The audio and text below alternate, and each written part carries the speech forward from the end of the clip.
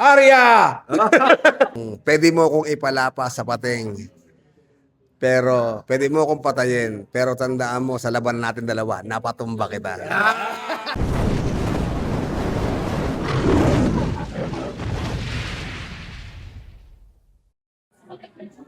Seeing yourself in one of your earlier films, what emotions came back while revisiting Muroami? What memories from filming Muroami still stay with you until today?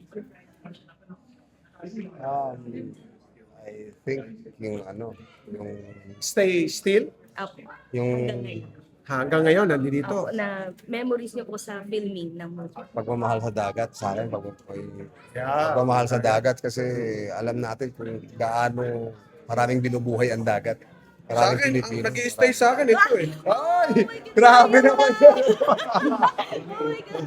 Grabe naman. Eto, stay still. Oh, grabe. Wooden gagan. Grabe. Masaya. May benta. Grabe. Ayan, nag-i-stay pa sa akin to hanggang ngayon. Yeah, oo, grabe yan. Oh, classic, oo. Yan ang yung nagpaputok sa mata ni Kuya Buboy. Ito. Yeah, so sobrang lalim. Malalim. Kasi yung mask pa lang ganun, kaya mong sa loob, makakakuha ka na, maglalagay ka na. Ito, hindi mo pwede lagyan ng hangin sa loob, di ba? Yes. Ilong mo kasi nasa labas eh. Di ba, masaya? Next po is, if today's younger audiences describe Muroami in one word after watching it, what do you hope that word would be? Hope. Ha? Hope. Hope? Hope sa kanya. Hindi, sa Ano akin, yung one word, they describe mo yung Yes. Muroami? Okay.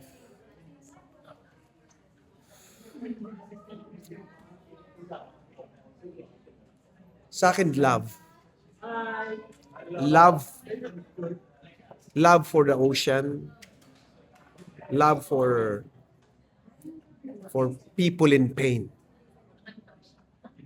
Kasi message sa akin ito, the reason why si Fredo nagkaroon ng galit, ng pain, ng vengeance because of the love that was lost. Yung family niya, yung anak niya, asawa niya, nawala. So, ang biniblame niya yung ocean. So, gusto niya yung galit, mabalikan niya. He became very desperate as a person. Kaya nga gusto niya na asawahin si Susan, di ba? Yes. Ano, pakasal na tayo. Na-weirduhan sa kanya Susan. Di ba? Desperado. Kawawa. Actually, hindi siya masama. Kawawa siya. So, love sa akin, love. So, sa akin, ang take home ko nun is we have to be very careful about judging people kasi hindi natin alam kung ano yung pinagdadaanan ng tao. Pag nakita natin may masamang ginawa ang tao, bakit kaya siya ganun? Kaya siya may masamang sinabi, no?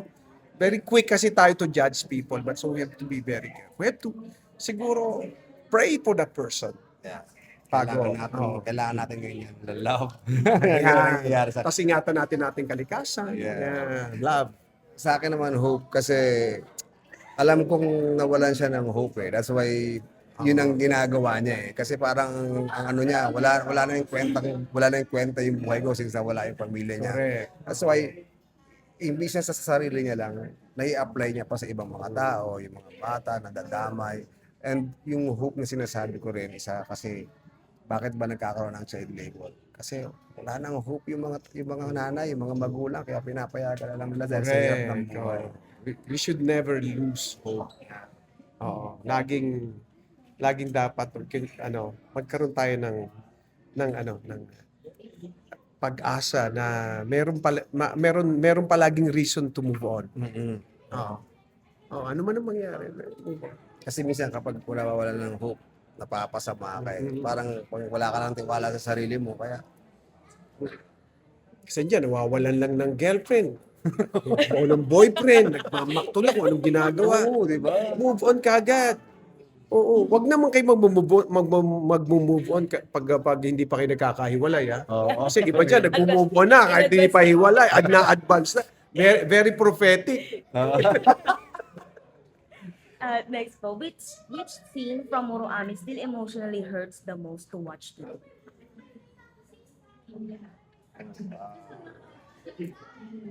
Sa akin,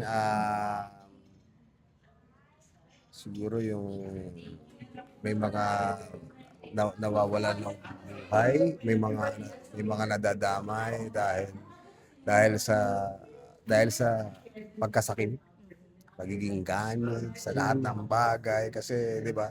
Minsan sa pagiging greed natin, marami tayong napapahamak. Hindi natin alam, marami tayong natatapakag-tao, maraming nadadamay. Yung selfishness. Marami na dadamay. Tama yan, totoo yan. So, yung scene, talking about the scene. Yung scene doon na sa akin actually nagustuhan din ni Kuya Pen yung eksena na yun. Remember yung galit na galit sa akin, Sir Becca Lusterio. After we talk, di ba? Wala, ano ka, masamang tao ka, ganyan, ganyan. Tapos, tinapon niya sa dagat itong batang doon, naltagpuan niya, babae pala. But after that, siya na yung lumapit, he humble himself. Di ba? He humble himself and then, sabi niya, nakipagkamay nga siya eh. Basta simula ngayon, hindi ko napapayagan na may mawala pang bata. Di ba? Sobrang galing. Oo, na parang para kay Fredo to humble himself. Di ba? Napakaano ng pride niya eh. Napakaano ng ego eh. Pero na-realize niya. So it's not for always. For always. It's not too late to humble yourself and accept your mistakes. Oo. Palaging may chance yun. Sa kabuhay. Even nung ending, di ba? Di ba? Parang gumawa na ako ng masama sa'yo, pero hiniyakap mo, sinamahan mo ko. Hiyakap mo ko. Kasi alam niya, kaya naging masama ito because dahil sa kanya eh. Kaya nga sinabi mo, may dahil siya. Ang galing ko siguro magturo Oh, yes, ng yes. kasamaan. Dinoble. Totoo, oo. Oh.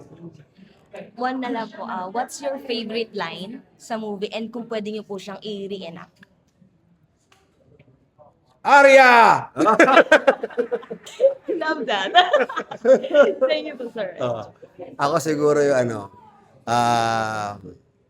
yung pwede mo kong ipalapa sa pating, pero pwede mo kong patayin, pero tandaan mo sa laban natin dalawa, napatumba kita.